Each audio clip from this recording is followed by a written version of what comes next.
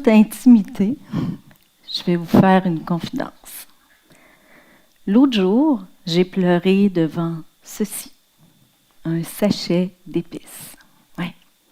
Et pourtant, c'est une épice chaude, terreuse, au goût et à l'arôme un peu piquant qui rappelle les voyages, au jaune soleil qui colore les doigts. Rien à faire pleurer. Mais ça m'est arrivé. J'étais dans ma cuisine et je préparais une sauce à fondue, toute simple, que vous connaissez sûrement. Moi, je l'appelle la sauce jaune.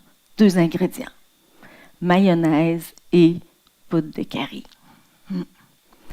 Mais pas votre poudre de curry qu'il y a dans vos tiroirs de cuisine. Non, celle-ci. Celle de Francine, ma précieuse amie. Francine est morte en février 2019, cancer du sein.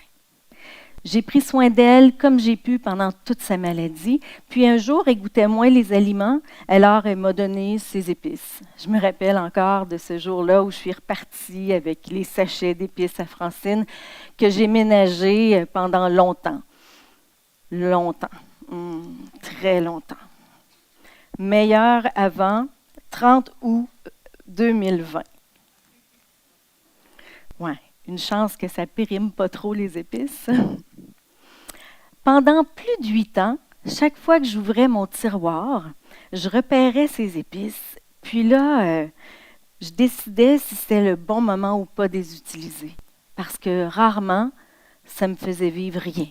En fait, je vivais toujours plusieurs émotions en les regardant. Parfois, de l'ennui, de la nostalgie, de la colère, de l'incompréhension, mais parfois aussi de la joie. C'est là que je cuisinais le mieux. Ouais. Mais ce soir-là de fondue, quand j'ai vidé le dernier sachet d'épices à Francine, je me sentais plus vide que lui. C'est comme si mon ami mourait encore. Mais je le savais que c'était normal. Je savais que je n'étais pas pathologique parce que ça fait 30 ans que je voue ma vie et ma carrière aux gens qui vivent la mort d'un être cher. Vous, est-ce que vous le savez que le deuil ne se trouve pas juste dans les grandes dates qu'on anticipe? Est-ce que vous le saviez que le deuil se trouve très souvent dans les moindres presque rien du quotidien? Est-ce que vous saviez aussi que malheureusement, on rate souvent le rendez-vous? Pendant que je pleurais dans ma cuisine, moi, je me disais qu'il y avait au moins des milliers de personnes qui, en même temps que moi, vivaient des émotions reliées à la mort d'un être cher. Je dis des milliers, je suis incapable de vous dire le nombre, mais je suis sûrement pas loin parce qu'il y a 2 décès par seconde dans le monde. Puis au Québec, l'an dernier, en 2025, il y en a eu 80 500, selon l'Institut de la statistique. Ça fait des dizaines et des dizaines de milliers d'endeuillés qui s'ajoutent aux dizaines et aux dizaines de milliers d'endeuillés des années d'avant, parce que ça ne s'efface pas des endeuillés, non, ça reste là. Regardez-vous dans la salle, vous allez peut-être en repérer. Regardez, prenez le temps. Les voyez-vous? Peut-être pas? Oui, c'est pas à cause de l'éclairage. Vous ne les voyez pas parce que quand ça se passe à l'intérieur, ben, ça devient invisible. Mais vous ne les voyez pas pour une autre raison.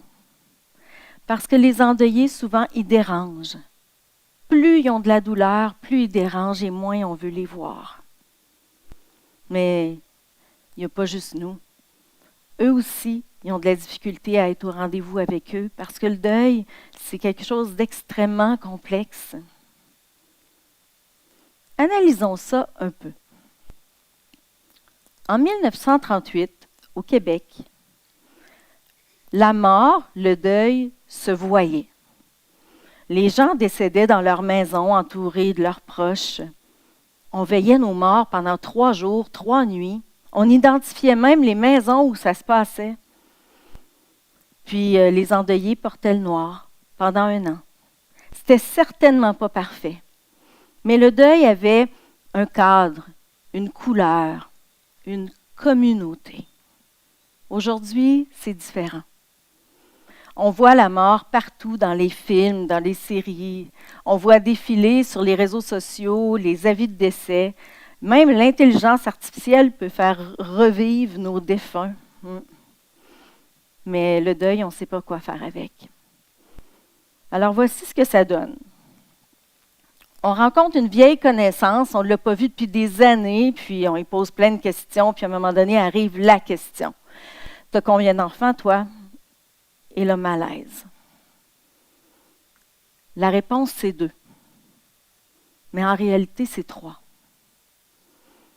Mais on ne le sait pas si ça se dit. Est-ce que ça se dit, ça, à une vieille connaissance? Est-ce que ça se dit en public? Est-ce que ça se dit 3 ans plus tard? Ouais. Il y a comme du deuil partout, puis nulle part à la fois. Puis celui qui ose en parler, il se retrouve dans une course à obstacles épouvantable entre le tabou, les mythes, le jugement. Hey. Je prends juste moi, là, et j'entends déjà les gens dire « Hey, là, ça fait 7 ans qu'elle en revienne » ou c'est même pas un membre de sa famille, là, quand même. Ouais, le jugement. Il est omniprésent, le jugement. Il y a toujours quelqu'un, quelque part, qui va juger qu'il est trop tôt ou trop tard pour retourner au travail, à l'école, pour avoir une autre conjointe ou un autre enfant. Il y a toujours quelqu'un, quelque part, qui va juger Madeleine qui ne veut pas prêter son coussin. Les parents du petit Jules qui ont laissé sa chambre intacte depuis sa mort. Ou Émile. Émile, 8 ans. Il est revenu de l'école, il a ouvert la porte puis il a trouvé son père mort. Ça fait 12 ans qu'Émile ouvre des portes de garde-robe puis que ça lui revient. Un peu, encore. Mais le problème, c'est qu'on n'a pas donné la permission à Émile de ressentir encore quelque chose. On ne lui a pas donné la permission d'en parler. Alors, Émile hésitait, puis il va rejoindre tous ceux que vous n'avez pas vus tantôt. Ouais. Ce silence-là, là, parfois, il est bruyant. Écoutez-le.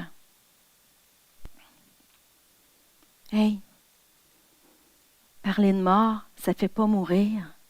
Ça fait vivre. Ça fait vivre le souvenir.